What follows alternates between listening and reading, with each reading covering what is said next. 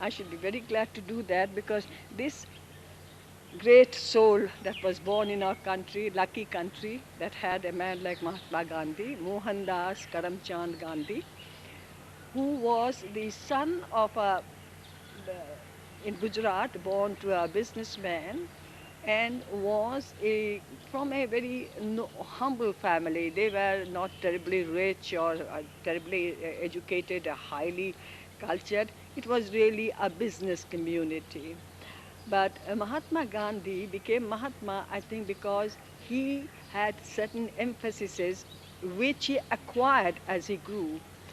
A student in a school, he wasn't such a bright student either.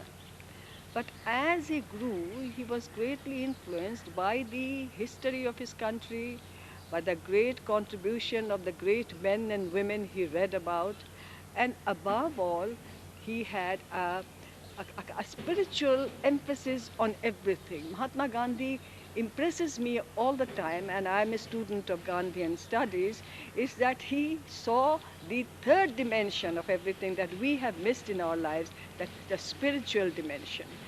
And I must say that Mahatma Gandhi knew his mind and knew what to choose, like the ducks do it, that you give it food, it takes away the watery part and takes the most nourishing part of the food and eats it. It is a natural God-giving thing, power to them. And he knew that which was more substantial and nourishing for human beings. And therefore, what he did was he helped the country in leading, for one thing, self-respect. We were under the British, and Mahatma Gandhi, having been a person, a subject person in a nation ruled over by the British, I think understood what it means to be independent and free. And so one of the things that he wanted was freedom is everybody's right. And in India, we have our birthright to be free. And so he gave the first importance. But he knew objective is not all. There must be a means to an end.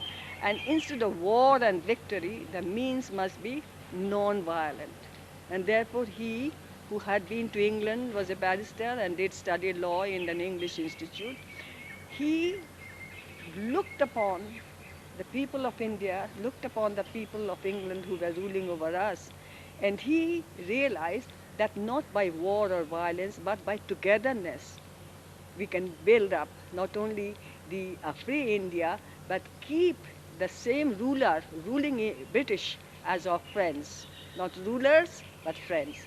And there was a real tremendous innovation in the perception of dealing with those who ruled over us. And I hope that in our time and day, the people of all the countries, but the people of India, the younger generation, understands this value of being together than separating, of trying to be non-violent than being violent. And victory is not physical conquest.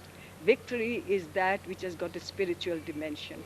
And so with the leadership of Mahatma Gandhi and such highly educated people who have been abroad also, like Jawaharlal Nehru, like Annie Besant, like Sarojini Naidu, so many. I'm mentioning the ladies because often people forget that many women in their time, it was difficult to come out of their houses, but they did come out and helped Mahatma Gandhi in this noble mission. But alongside Gandhiji also knew that people who are fighting for freedom must know the value of freedom.